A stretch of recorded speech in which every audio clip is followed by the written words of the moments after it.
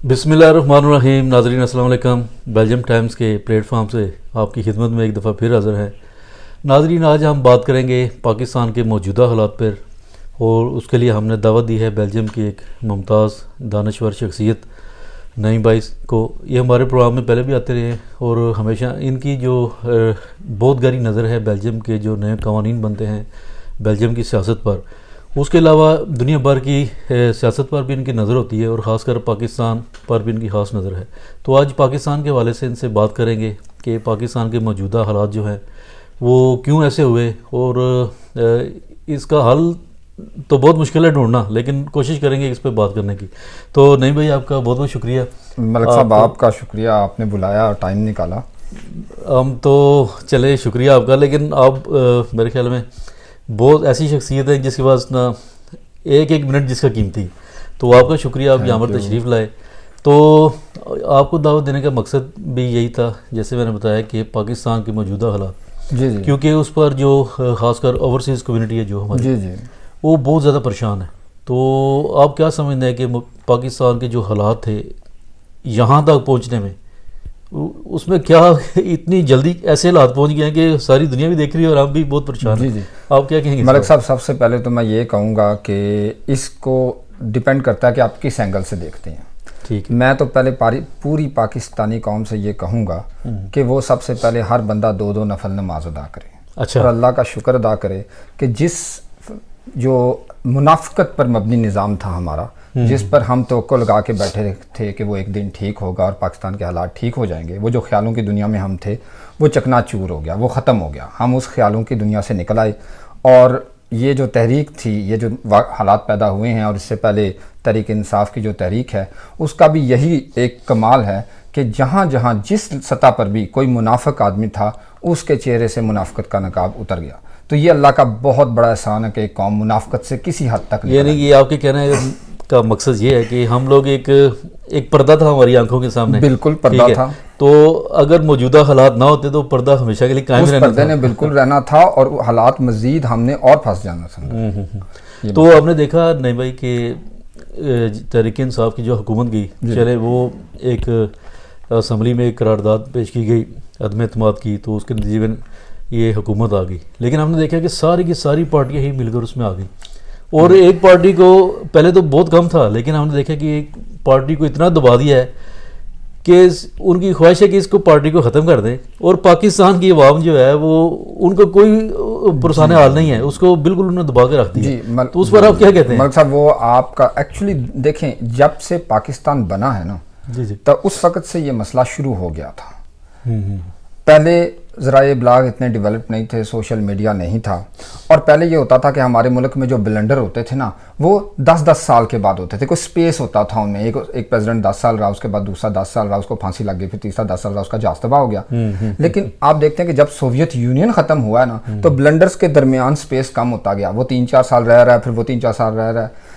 ایسے کرتے کرتے ہم آتے ہیں 9/11 پر. 9/11 میں جو انہوں نے اپنے 2 ٹاور پھاڑے تھے وہاں پہ, اس کا مقصد یہی تھا کہ پوری دنیا کو خبردار کر دیں کہ اب ہم مزید جو امریکنز ہیں, چونکہ وہ سپر پاور تھی اور وہ اکیلا نظام, سرمایہ داری نظام دنیا میں رہ گیا, تو انہوں نے دنیا کو میسج دیا کہ بھئی ہم دنیا کو ایسے ایڈ نہیں بانٹیں گے, یا تو تم ہمارے ساتھ آؤ گے, ہمارے ساتھ سسٹم میں آؤ گے.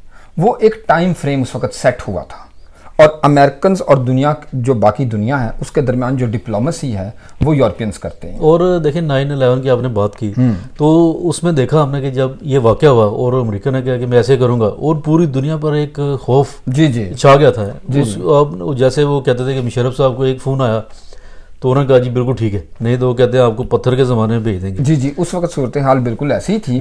تو ایک ٹائم فریم سیٹ ہوا, اور اس میں یورپینز جو سے نا وہ ہمیشہ ثالثی کا کردار ادا کرتے ہیں, کیونکہ یورپینز کا تجربہ بہت ہے, امریکنز کا ڈپلومیسی کا ایکسپیرینس نہیں, انہیں بات کرنے نہیں آتی.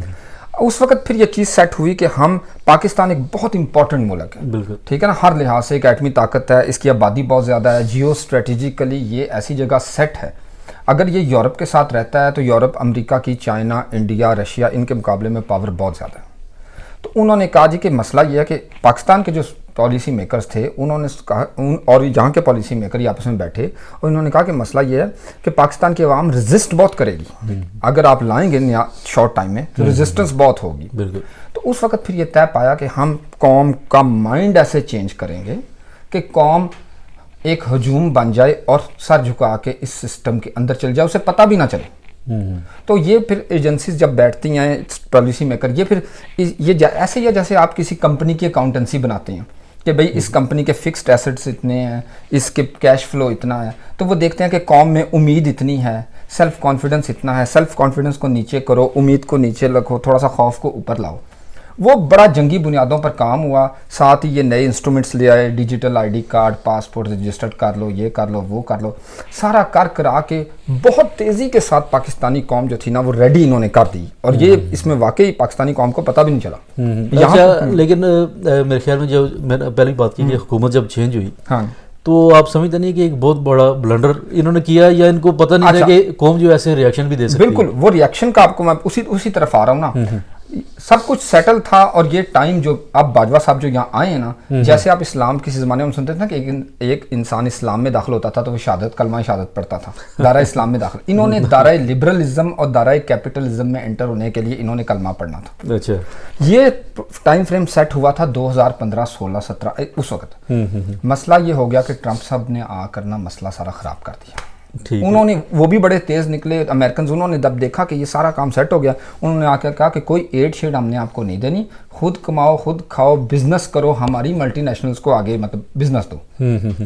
अब वो मसला ये है कि उस वक्त यूरोपियंस भी परेशान हो गए, पाकिस्तान भी परेशान हो गया, और पाकिस्तान में थे मियां नवाज शरीफ। एक इंडस्ट्रियलिस्ट जो सा होता है, जब आप उसके कंधे पे रख के कोई काम करते हैं ना तो वो आपसे पैसे मांगता है, फ्री में नहीं करता। ठीक, वहां से मसला खराब हुआ कि एक ब्लंडर मियां नवाज शरीफ को हटाया, दूसरा ब्लंडर इमरान खान को अंडर एस्टिमेट किया, टाइम गुजारने के लिए इनको ले आए। इन्हें अंदाज़ा नहीं था कि ये इतना पॉपुलर हो जाएगा और ये जनाब इसे हटाना मुश्किल होगा। और उसकी पॉपुलर की एक वजह ये भी लगती है कि क्योंकि जो इन्होंने ब्लंडर, हम कहेंगे इसको, जो ब्लंडर किया, उसमें ये था कि जिन लोगों पे इल्ज़ाम लगते थे कि आप लोग चोर हैं, डाकू हैं, ये है, सारा कुछ है, वो सब का एक खिचड़ी सी बनाई इन्होंने। और अवाम के अंदर जो शदीद नफरत पहले ही थी इनकी, और अब उनके ऊपर भी अवाम की शदीद नफरत हो गई है। जैसे आपने बाजवा साहब का भी कहा कि जी अभी आज की बात ही है कि कल की है फ्रांस में जो वाक़या पेश हुआ है, बिल्कुल, तो उसमें देखें कैसे एक 7 लाख फौज का जनरल था, अभी चंद माह में उसको आए हुए, तो एक बंदा कैसी बदतमीजी उसने की। और वो यही हुआ ना, देखें कि जब इन्होंने खान साहब को हटाने से पहले ये बाजवा साहब को यहाँ आए, बाजवा साहब, और बाजवा साहब यूरोपियन पार्लियामेंट में, यूरोपियन यूनियन में आए। हालांकि पहले जनरल्स ऐसे नहीं आते थे, पहले तो वो नेटो में आते थे, डिफेंस मिनिस्ट्री में आते थे। वहाँ जनाब बाजवा साहब को आगे किया पॉलिसी मेकर्स ने, इधर से इनका chief of the army staff Belgium का खड़ा हुआ, वो उनको आगे करके ये जब वापस गए हैं तो खान साहब की हुकूमत गिराई गई, और उसके बाद फिर पब्लिक रिएक्शन बड़ा शदीद था। तो सारी जो गालियां हैं वो बाजवा साहब को पड़ी, बाजवा साहब को भी शायद कुछ मिला हो, बरल दिया कि गालियां शदीद, ज़ाहिर है कुछ ले, और ज़ाहिर तो जरूरी है, कमांडर को गालियां पड़ती हैं तो फौज को भी पड़ती हैं, फौज और कमांडर इकट्ठे होते हैं ना। बिल्कुल, आप भी जब किसी कमांडर पे बात करते हैं आप तो कहते हैं कि इसने पूरी फौज को गाली दी, तो अब आपकी बात ठीक है कि उसको अगर हुआ तो पूरी फौज के ऊपर एक आ जाता है। अच्छा, आपने कहा कि यूरोप में अगर पाकिस्तान इस तरफ आता है, यूरोप या अमेरिका की तरफ, तो उसमें ज़्यादा उसके लिए बेहतरी है। लेकिन हमने देखा है कि अभी एशिया के हालात जो बिल्कुल चेंज हो गए। आपने देखा है कि भारत है, चाइना है, और रशिया वगैरह, ये तुर्की वगैरह भी शायद उसमें है अभी, तो उनका एक इत्तेहाद हो गया, ठीक है। तो मुझे लगता है कि वो आइंदा आने वाले सालों में, जो मुझे लग रहा है कि वो ज़्यादा मजबूत होकर सामने आएंगे। आप क्या कहते हैं? उसमें ये है, देखें पाकिस्तान की पोजीशन जो होगी ना, वहाँ पर पोजीशन सब वाकई वो लोग जंगी बुनियादों पर काम कर रहे हैं, लेकिन मसला ये है कि पाकिस्तान में डिफरेंट लॉबीज़ हैं, और जो मगरब नवाज लॉबी है वो बहुत स्ट्रॉन्ग लॉबी है, क्योंकि उन सब के बिजनेस, उन सब की प्रॉपर्टी, उन सब के कारोबार यहाँ हैं। मैं आपको एक मिसाल देता हूँ। अभी हम कहते हैं कि मियाँ साहब ने फ्लैट खरीदे, फ्लैट बहुत से लोगों ने पहले लिए थे। आपको पता है कि जो मियाँ साहब का फ्लैट है ना, इसके थोड़ी दूर एक फ्लैट है, और वो फ्लैट बड़ा एक पुरस्कार फ्लैट है। अच्छा, उस फ्लैट की बालकनी से 3 मिस्री अरबपति गिर के मरे हैं, एक के बाद दिख रहे, और उनमें से तीसरा जो था वो मिस्र का एम्बेसडर था, اور جو دوسرا تھا وہ عبد الجمال ناصر جو مصر کے پریزیڈنٹ تھے، ان کا داماد تھا. اچھا. یہ سب لوگ کسی زمانے میں اسلحے کے ایجنٹ ہوا کرتے تھے. ٹھیک ہے. واللہ عالم بعد میں کیا ہوا، کوئی لین دین میں گھپلے شپلے ہو گئے، یہ سارے ایک ہی بالکنی سے یک بعد دیگرے گر کے مرے ہوئے. اچھا. اب نواز شریف صاحب بھی بالکنی کے پاس ہی ہے، ہاں کھڑکی سے دور رہا کریں وہ آنا چاہیے. ٹھیک ہے نا. تو یہ مسئلہ ہماری خواہش ہے کہ میاں صاحب نہ جائیں. مغرب نواز لابی بہت سٹرونگ ہے، اور یہ لابی جو سی ہے نا، یہ پاکستان میں فساد پڑے گا. اچھا چلے، یہ تو ہم نے بات کر رہی کہ لابی بہت مضبوط ہے، تو ان سب کا پاکستانی عوام کو جب ہم نے ایک سال میں دیکھا ہے اس کو کیا فائدہ ہوا ہے؟ وہ تو بالکل ہی زمین. دیکھیں بات یہی ہے نا. اب دیکھیں پاکستانی عوام کو ایک پرابلم یہ ہوئی، مطلب جو اچھی چیز ہوئی کہ جب خان صاحب آئے تو انہوں نے سب سے پہلا یہ کام کیا، انہوں نے قوم کی غیرت جگائی. غیرت اور سرمایہ داری نظام میں زبردست کلیش. انہوں نے جو غیرت جگائی تو جتنی کیلکولیشنز تھیں وہ ساری ڈسٹرب ہو گئی، قوم کھڑی ہو گئی. اب جو ہو رہا ہے کہ لوگوں کو مارا جا رہا ہے، لیڈیز کو تنگ کیا جا رہا ہے، یہ ایکچولی کیلکولیشنز کو دوبارہ سیٹ کیا جا رہا ہے کہ قوم کا مائنڈ سیٹ پہلے بناؤ تاکہ اس پوزیشن میں واپس جائے، اور پھر آئندہ 25-30 سال کے لیے پلاننگ ٹھیک ہو. کیونکہ یورپ کے ساتھ آپ جب چلیں گے تو ملک صاحب یہ لوگ فری میں آپ کو کوئی پیسہ نہیں دیتے. انہوں نے آپ سے پوچھنا ہے کہ ہاں بھائی تمہارے ہاں جو ٹرانسجینڈرز ہیں ان کا رجسٹر تم نے الگ بنایا یا نہیں بنایا، کتنے ٹرانسجینڈرز کو تم نے جاب دی ہے، کتنی سنگل وومن ہے تمہارے ہاں جتنی پروسٹیچیوٹ ہے، ساری یہ باتیں کرتی ہیں. پروسٹیچیوشن ایک بہت بڑا اکنامک سیکٹر ہے، اور اللہ یہاں پر تو ہم نے پوری دیکھا دنیا میں ہے. یہ پوچھیں گے کہ ہاں بھائی آپ کے کتنے کیا ان کے لیے سوشل سیکورٹی کے لیے تم نے کیا کیا ہے. انہوں نے ساری کنڈیشنز لانی ہیں. اب پاکستان کے پالیسی میکر نے مجھے نہیں سمجھتا، پتہ نہیں ہے کہ کیا سوچا ہے، لیکن کچھ نہ کچھ انہیں کرنا پڑے گا. تو وہ قوم کا آنے والے ٹائم کے لیے مائنڈ سیٹ کر رہے ہیں. میرے خیال میں وہ تو کافی حد تک ابھی جو میڈیا آپ دیکھتے ہیں پاکستان میں ڈرامے وغیرہ فلمیں، اس میں تو کافی حد تک یہ کامیاب ہو گئے، کیونکہ پیچھے سے پیسے فنڈنگ ہے نا.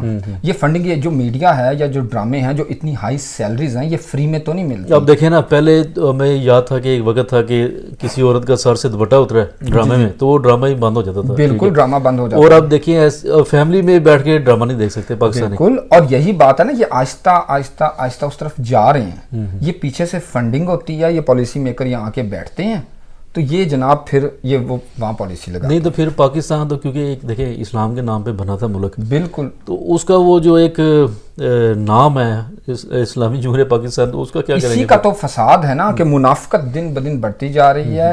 یہ جو لوگ ہیں، آپ منافق قوم جو سی ہے نا، وہ کافر سروائیو کر سکتا ہے، منافق سروائیو نہیں کر سکتا. اور منافقت تو پاکستان میں اب دیکھ لیں کہ نیچے سے لے کے اوپر تک. بالکل. تو اس کا اب کیا کس طرف جا رہا ہے یہ اس وقت تو یہ ابھی کوئی بھی پریڈکٹ نہیں کر سکتا. ابھی دیکھیں نا، پاکستان میں جب خان صاحب کی حکومت تھی تو پیٹرول دیکھ لیں اور مہنگائی وغیرہ دیکھ لیں، اس وقت لوگ چیخیں مار رہے تھے کہ مہنگائی ہے. اب اس سے 2 گنا زیادہ ہو گئی ہے، لیکن پھر بھی عوام خوشحال لگ رہی ہے ہمیں. تو اس میں نہیں، وہ یہی بات ہے نا کہ عوام جو سی ہے نا اس کی اپنی مت ماری گئی ہے. کچھ لوگوں نے، اس میں کوئی شک نہیں، دیکھیں جتنا ریئیکشن ہوا ہے نا، میں اس پر بھی امید نہیں کر رہا تھا. خاص طور پہ جو پنجاب کے لوگ ہیں، مجھے امید ہی نہیں تھی کہ اتنی دور جائیں گے. بہت جو بندہ نیک نیتی سے لڑا ہے نا، اس کی جو ہے نا قدر ہم کرتے ہیں. تو آپ سمجھتے ہیں کہ ایک تو حالات ہی ایسے ہیں، اور کچھ جب آپ کے پیٹ کے اندر کچھ بھی نہیں ہوتا، بھوکے ہوتے ہیں، تو پھر زیادہ بندے پھر وہ سامنے آتے ہیں. بالکل. اور یہ کچھ دیر کے لیے یہ معاملہ دبے گا، اس کے بعد یہ معاملہ پھر کھڑا ہو جائے گا. آپ ایران سے مثال لینا، ایران میں ایسا بہت دفعہ ہوا. ایرانی ہسٹری لوگ نہیں جانتے. پوری جو پچھلی صدی گزری ہے انقلاب کے آنے تک، وقفے سے یہ ہوا ہے. وہ الگ بات ہے کہ وہاں کا کلچر ڈیفرنٹ ہے، وہ ایک قوم ہے، ان کی آبادی ہمارے سے کم ہے، ان کی ایک زبان تھی، لیکن وہاں جو ہوا ہے بہت خطرناک ہوا ہے. تو یہ اب سمجھ لیں کہ ایران کو پاکستان نے ریپلیس کیا ہوا ہے ایکچولی اس وقت. مطلب کہ جو کام ایران کرتا تھا، ایران کے آخری جو 2 بادشاہ ہوئے ہیں ان سے لیے گئے نا، اب یہ پاکستان سے لے رہے ہیں یہ کام اس وقت، مغرب جو ان سے. صحیح ہے. تو لیکن اب پاکستان کا جو ہم حالات دیکھتے ہیں، آپ کیا سمجھتے ہیں کہ بہتری کی طرف جا سکتے ہیں؟ ایسے یہ خانہ جنگی ہوتی ہے؟ بہتری یہی ہوگی زیادہ سے زیادہ کہ یہ ان کا یہی ہے، ایک پیرامڈل سسٹم ہے کہ یہ جو اوپر طبقہ بیٹھا ہے، اس کی کوشش ہوگی کہ انویسٹمنٹ باہر سے جو تھوڑی بہت آئے گی اس میں نئے لوگوں کو اندر انٹر کریں گے. جب وہ انٹر ہو جائیں گے ڈیفرنٹ سیکٹرز میں، جاب پہ آ جائیں گے، پھر وہ لڑیں. لیکن پاکستان کے حالات آپ کو لگتے ہیں؟ حالات ٹھیک نہیں، ویسے ہی رہیں گے. ابھی دیکھیں نا، پاکستان میں جب دیکھتے ہیں ہم، عدلیہ ایک فیصلہ کرتی ہے، ٹھیک ہے، جیسے الیکشن کا لے لیتے ہیں، وہ چیف جسٹس اب سپریم کورٹ کا جو سب سے بڑی عدالت ہے پاکستان کی، وہ کہتا ہے کہ 14 مئی کو الیکشن ہوں گے، لیکن کوئی ادارہ اس کی بات ہی نہیں مانتا. اب بالکل ایکچولی اور یہ پاکستان میں تو ابھی کلیئرلی ہو رہا ہے نا، جسٹس کی طاقت پوری دنیا میں کم ہوئی ہے، پوری ورلڈ میں عدالتوں کی طاقت کم ہوئی ہے. کیونکہ جب سے لبرلزم آیا ہے، دیکھیں نا پہلے ملٹی نیشنلز کو یہاں سزا ہوتی تھی، گوگل کو یہاں سزا ہوئی، ہیولٹ پیکٹ کو سزا ہوئی، بل گیٹس یہاں کنڈمڈ ہوا بیلجیم میں. اب جو ہے ان سے طاقت لے لی گئی ہے، یہ آربیٹریشن میں چلے جاتے ہیں. تو وہاں پر پاکستان میں ابھی وہ اتنا ڈیولپڈ سسٹم نہیں ہے، وہاں پہ عدالتیں کم از کم بولتی ہیں، اور وہ بھی میں نے آپ سے کہا نا کہ منافقت کھل کے سامنے آ گئی نا کہ عدالت کا کوئی فیصلہ مانتا نہیں ہے، کھلی بدماشی ہے. اور آپ یہ دیکھیں نا کہ برطانیہ سے chief of the army staff وہاں گیا، ان کا پرائم منسٹر نہیں گیا. وہ دیکھ لینا تو میسج کیا کہ جنرل ٹو جنرل ڈیل ہو رہی ہے، یعنی کہ پوری دنیا میں اب یہی لوگ آگے آئیں گے جو سیاستدان وغیرہ ہیں وہ کٹ پتلی کی طرح کام کرتے رہیں گے. یہ اب یہ ہونا شروع ہو گیا ہے کہ جو انٹیلیجنس ایجنسیز یا پالیسی میکر یا جو لابیز ہیں بڑی بڑی، وہ پالیسی بنائیں گے اور سیاستدان کو اس پالیسی کے اندر ہی رہنا پڑے گا، نہیں رہے گا تو اس بیچارے کی چھٹی. اب دیکھ رہے ہیں نا کہ خان صاحب جو وہ نہیں ہے اس کے اندر، تو پوری کوشش ہے کہ ان کی چھٹی ہو جائے. تو لیکن اب دیکھتے ہیں کہ یہ ہوتا کیا ہے. لیکن یہ انشاءاللہ مجھے امید ہے کہ پاکستان میں نا کوئی نہ کوئی درمیانی صورتحال، مطلب اسٹیبلٹی کچھ آ جائے گی، لیکن جہاں تک عوام کی صورتحال کا تعلق ہے نا، تو عوام کی جو میجورٹی جو ہے نا وہ بھائی ابھی تک اس پرابلم سے نکلنے والی ہے. اب اس حکومت کا دیکھتے ہیں 1.5 سال میں چلے حکومت تو آ گئی ان کے پاس، لیکن کوئی ایسی چیز ہم نے دیکھی نہیں ہے کہ کوئی امپورٹ کی ہو، کوئی ایکسپورٹ پاکستان کی بڑھی ہو، ملک میں جو لوگ ہیں ان کے لیے روزگار بناؤ. جی وہ اسٹیگنیشن ہے نا، اس کا کیسے یہ ملک چلے گا؟ اسٹیگنیشن ہے، وہ چلے گا ایسے کہ انہوں نے باہر سے پیسے لینے ہیں. نہیں پیسے بھی تو نہیں دے رہے نا، وہ پیسے نہیں دے رہے کیونکہ انہیں یہ خود بڑے پریشان ہیں. آپ دیکھیں نا امریکہ کے حالات بھی ایسے ہیں، وہ کہہ رہے ہیں کہ دیوالیہ ہونے کے قریب تھا، تو وہ کیسے اب ان کو مدد کیسے کریں؟ وہ یہ مدد یہ سارے یہ کہہ رہے ہیں، یہ بھی کہہ رہے ہیں کہ حالانکہ پیسہ بہت ہے یہاں پہ، پیسہ بہت ہے. ملک صاحب بیلجیم میں ہر 4 لاکھ میں 1 ارب پتی ہے. اچھا. ہندوستان میں 100 لاکھ میں 1 ارب پتی ہے. اچھا اچھا. پیسہ بہت ہے. یہ لوگ ماس مار کے بیٹھے ہیں، بلکہ یہ الٹا بڑے پریشان ہیں کہ ان کی جو بزنس کی جو پرسپیکٹیو ہے پاکستان میں وہ رک گیا نا. یہ تو بڑے انہوں نے بھی مس کیلکولیشن کی. ان کے کاغذات میں انہوں نے یہ لکھا ہوا تھا کہ پاکستانی قوم ایک بہت اچھی قوم ہے، پاکستان ایک مہذب ملک ہے، ہم جائیں گے کوئی مسئلہ نہیں، بہت اچھا بزنس کے لیے. یہ لکھ چکے تھے 2015 میں. اب مسئلہ یہ ہو گیا کہ وہاں تو حالات ہی سارے الٹ پلٹ ہو گئے ہیں، اور مجھے تو یہ بھی لگتا ہے کہ یہ ڈر گئے ہیں کہ ہمیں کہیں سیاسی پناہ دوبارہ کھولنی نہ پڑ جائے پاکستانیوں کے لیے. یہ تو بیلجیم والے تو پہلے یہ سوچیں گے کہ بھائی اگر سیاسی پناہ کا ڈیمانڈ کر دی تو ہمارا کیا بنے گا. بالکل. تو بہرحال یہ پاکستانی قوم کے حالات جو ہے نا وہ بھائی مجھے امید نہیں ہے. امید نہیں تو پھر کیا دیکھتے ہیں ہم، کیا دیکھیں ہم جو اوورسیز میں خاص کر بیٹھے ہیں جن کی فیملی ادھر ہے، وہ کیا کریں؟ اوورسیز میں بس یہی ہے کہ بھائی محنت کریں، اپنی فیملیوں کو پڑھائیں لکھائیں، پیسہ بھیجیں اپنی فیملیوں کو، اور آپ ادھر سکون سے بیٹھے رہیں. ہم یہاں پہ دیکھیں ہم لوگ جو ان سے نا یہاں پر اب یہ کر سکتے ہیں. پہلے دیکھیں ہمارے لیے سچویشن بڑی کمپلیکیٹڈ ہے، کیونکہ ہمیں یہ بھی نہ پتا کہ یہ یورپینز کیا سوچ رہے ہیں. ہم ان کے پاس جائیں، ہو سکتا ہے یہ اندر سے وہ ان سے زیادہ پریشان ہو کہ وہاں ان کے مفادات، اپنے مفاد کا ہر بندہ سوچتا ہے. اچھا ہم نے دیکھا کہ پاکستان میں کہ جتنے بھی لوگوں کے پاس پیسہ تھا کرپشن کا جو بھی تھا، سارے کے سارے ایسے کلین واش ہوئے ہیں جو وہ بالکل. اب کیا کرے، حالانکہ ان سے اگر پیسہ لیا جاتا جی تو ملک کے حالات بہتر ہو سکتے ہیں. ملک صاحب یہ کلین واش پاکستان میں مسئلہ یہ نا کہ ایک تو آبادی بہت ہے، لوگوں میں غربت ہے، تقسیم کم ہے. یہاں پر بھی یہ ہوا ہے، کلین واش یہاں پر ہو چکا ہے. یہاں پر یہ ہے کہ ہر بندہ چونکہ اپنے گھر میں سفید پوشی سے بیٹھا کھا رہا ہے، اس لیے لوگ ایسے نکلتے نہیں. لیکن میں نے آپ کو بھی بتایا نا کہ 3 سے 4 لاکھ میں 1 بلینئر ہے، اور یہاں سے بھی بہت لوگوں نے پیسہ اٹھا کے امریکہ لوگ بھاگے ہیں. اب یہاں پر بھی کلین واش کر دیا. وہ کلین واش نظر نہیں آیا، پوری دنیا میں کلین واش ہوا ہے. تو ابھی اب پاکستان کے اگر حالات دیکھتے ہیں آئندہ چند مہینوں میں، تو آپ سمجھتے ہیں کہ پاکستان میں الیکشن ہوگا؟ دیکھیں الیکشن یہ کوئی بھی پریڈکٹ نہیں کر سکتا، کیونکہ الیکشن کے حالات ہی ایسے نہیں. نارملی تو ہے نا اسمبلی ٹوٹنے کا ایک ٹائم، ہاں آئین کہتا ہے وہ سب کچھ ہے نا، آئین کا تو بہت کچھ کہتا ہے، لیکن یہ ابھی یہ جو جلدی ان کی کوشش ہے کہ الیکشن کروا دیں، اسی لیے یہ جلدی وہ پارٹی ہر بندہ آ کے کہتا ہے میں تحریک انصاف چھوڑا، مجھے 9 مئی کا بڑا افسوس ہے فلاں ٹھیک ہے وہ.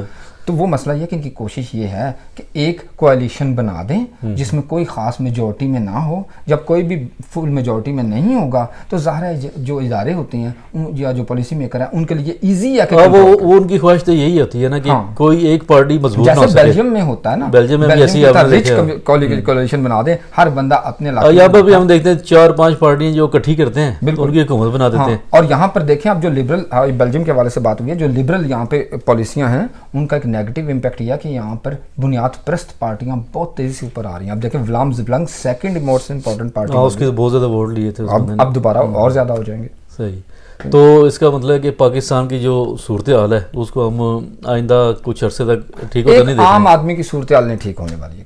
اچھا, کلیئر کٹ بالکل. تو کیا ایسا کوئی میسیج دینا چاہیں گے آپ کہ اوورسیز پاکستانی جو بہت زیادہ پریشان ہیں, حالات دیکھتے ہیں کہ پاکستان کے کیا حالات ہیں, تو ان کو تسلی دینے کے لیے آپ کیا سمجھتے ہیں کہ ایسا بات کی جائے کہ وہ ذرا مطمئن ہو جائیں؟ اس میں یہ ہے کہ محنت کرنی پڑے گی.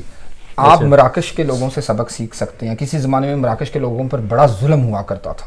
اچھا. اس کے بعد پھر 2000 کے بعد یہ ہوا کہ ان لوگوں نے اپنی NGOs بنائیں, اپنی ASBL بنائیں, نان پروفٹ آرگنائزیشنز بنائیں. اس کے بعد ان لوگوں نے ڈیسیجنز لیے کہ بھئی مراکش حکومتوں سے, وہاں پر اداروں سے انہوں نے بات کی کہ بھئی ہم آپ کے ساتھ ہیں لیکن آپ کو ہمارے لیے فیسلٹیز کریٹ کرنی پڑیں گی.